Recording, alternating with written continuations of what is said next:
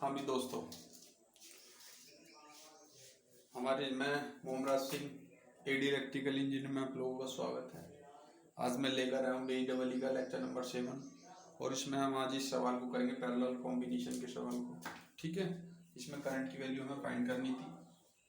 ये लेक्चर मुझे दोबारा बनाना पड़ा, पहले लेक्चर में आवाज़ नहीं थी, इस वजह से मैं इसी में समझा रहा हूँ। ठीक है, और हमें ये आई फाइंड करनी थी भाई।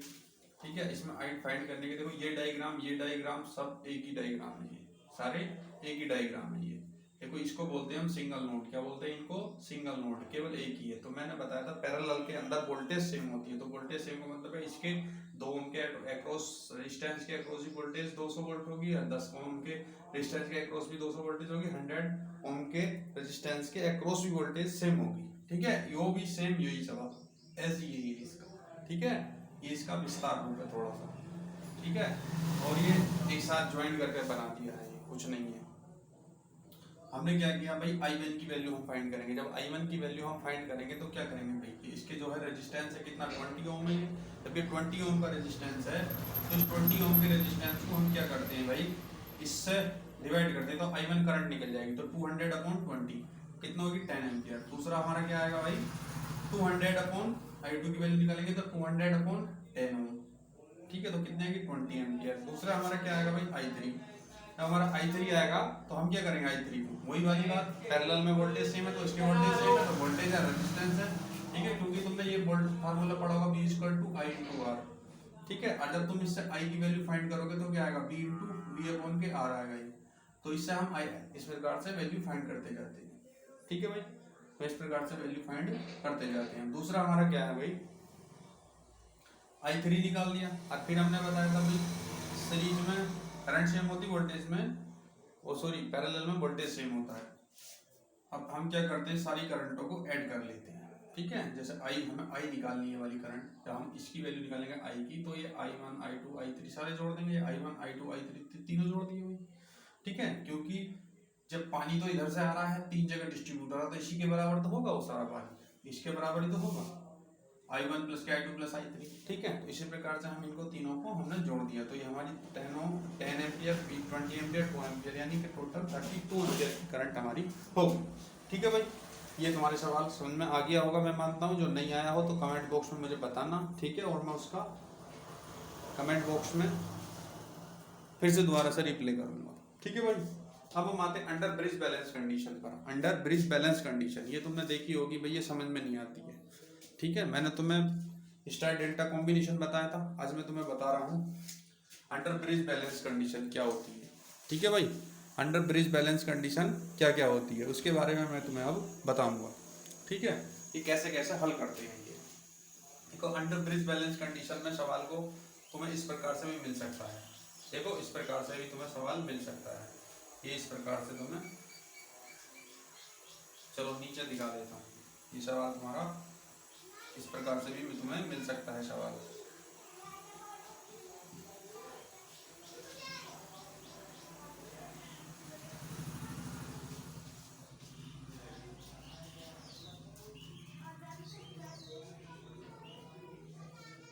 ठीक है, ये क्या है हमारा, P है, S है, ये R है, और ये क्या है हमारा, ये Q है। ये क्या हमारा, मान लो ये IG है, यहाँ पे करंट क्या है, IG का मतलब क्या, गैल्वेनोमीटर के करंट।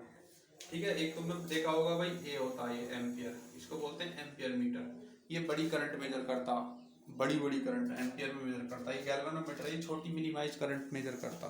ठीक है, तुमको भाई ये भी करंट मेजर करता, IG इसको IG गैल्वेनोमीटर की जो करंट है उसको शो करता है। ठीक है, इसमें देखो अंडर ब्रिज बैलेंस कंडीशन क्या होती है, इसके अंदर कुछ नहीं है, केवल एक चीज याद रखनी है, कुछ नहीं है अंडर ब्रिज बैलेंस कंडीशन के लिए, इन दोनों का मल्टीप्लिकेशन, इन दोनों के मल्टीप्लिकेशन के बराबर होगा, तो यहाँ पे करंट हमारी 0 होगी। कितनी होगी, 0, IG 0। कैसे, अर्थात P × Q क्या आएगा, P रेजिस्टेंस P है और इन दोनों रेजिस्टेंसों का गुणनफल, आमने सामने के रेजिस्टेंसों का गुणनफल यदि 0 आता है, बराबर आता है, ठीक है, बराबर आता है, तो क्या होती है वो अंडर ब्रिज बैलेंस कंडीशन है। उसमें IG में करंट क्या होती है भाई, 0 होती है। ठीक है, उसके अंदर क्या होती है, करंट 0 होती है। कैसे, P into S, P into S बराबर R into sorry P into Q, P into Q, ठीक है, और R इंटू एस, अर्थात पी क्यू बराबर इंटू आर एस। अगर ये बराबर आ जाए, इनके आर्म्स का गुणनफल बराबर आ जाए, तो इसके अंदर करंट जीरो होगी। जब ये करंट जीरो होगी तो क्या हो जाएगा, फिर जब इसके अंदर करंट ही नहीं जा रही तो ये क्या हो गया, हमारा ओपन सर्किट हो जाता है। क्या आ जाता है हमारा ये, फिर इस प्रकार से ये हमारा ओपन सर्किट हो जाता है। देखो इस प्रकार से,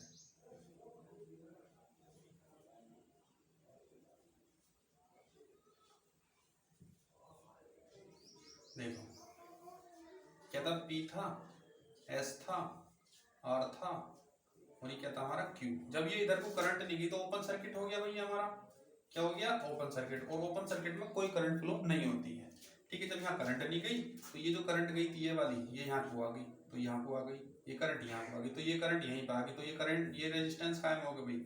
ये देखो ये रेजिस्टेंस कायम हो गए सीरीज में, किसमें हो गए भाई, ये सीरीज में हो गए, ये रेजिस्टेंस कायम हो गए सीरीज में, ये हमारे रेजिस्टेंस कायम हो गए सीरीज में। ये P है, ये S है, ये क्या है R है, और ये Q है, ठीक है। ये रेजिस्टेंस हमारे सीरीज में। अब ये दोनों सीरीज में है, ये दोनों सीरीज में है, इनका तुम कैलकुलेशन निकाल दोगे फिर, ठीक है। इस प्रकार से तुम निकाल दोगे। ये होती है हमारी ब्रिज बैलेंस कंडीशन, ठीक है। इसमें जब IG करंट जीरो होगा तो ये सर्किट ओपन हो जाएगा, ये सर्किट क्या हो जाएगा, ओपन हो जाता है, ठीक है। इसके लिए भाई हम एक देखो सवाल लेते हैं, ठीक है। इसके लिए हम एक सवाल लेते हैं, इसके लिए हम एक सवाल लेते हैं छोटा सा, देखो कैसा।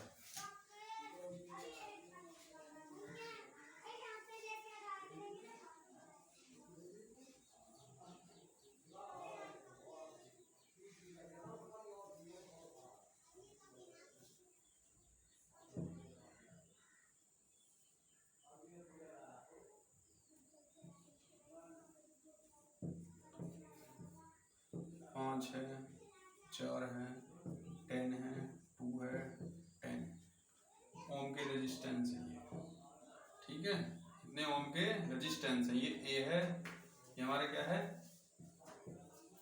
ये टर्मिनल ए है, ये टर्मिनल बी है। हमें क्या निकालना, आर ए बी निकालना, ठीक है। तो इसमें क्या करते हैं हम, वही वाला ब्रिज बैलेंस कंडीशन देखते हैं। इसका रेजिस्टेंस देखो, इसका गुणनफल, यानी कि क्या देखते हैं, अंडर ब्रिज बैलेंस कंडीशन 5 चौक 20, कितना आ गया, 5 इंटू 4 इक्वल टू कितना, 10 दूनी 10, 2 गुणा 10, अर्थात 20 इंटू इक्वल टू 20, तो ये बराबर आ रहे हैं। इसका मतलब है कि यहाँ पे करंट कुछ नहीं जा रही, तो अर्थात इसका मतलब क्या है कि ये जो करंट, ये जो IG है, अर्थात इसके अंदर जो करंट है, ये IG इधर को जो जाती करंट क्या है, जीरो है। तो IG इक्वल टू क्या हो गई, जीरो। जब यहाँ जीरो हो गई तो इसका मतलब ये सर्किट क्या हो गया, हमारा ओपन हो गया। क्या हो गया, ओपन। ये इस प्रकार से हमारा ये सर्किट हो गया, इसमें कोई करंट नहीं जा रही हमारी, ठीक है। जब ये करंट नहीं जा रही तो ये देखो ये काम हो गया हमारे, ये देखो ये तुम्हारे काम हो गए, ये इस प्रकार से तुम्हारे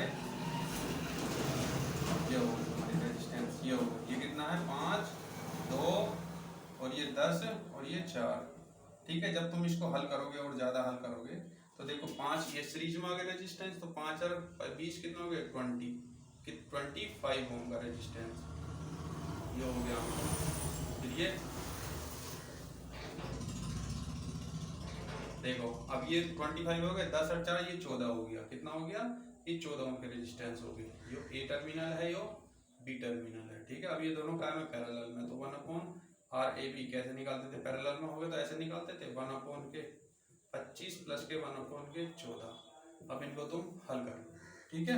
ओके, गुड बाय। आज का लेक्चर यहीं पे समाप्त करते हैं। और भाई हमारे कोई प्रॉब्लम हो तो हमारे चैनल पर शेयर करो, सब्सक्राइब करो, कमेंट बॉक्स में बताना, ठीक है। Okay, good bye.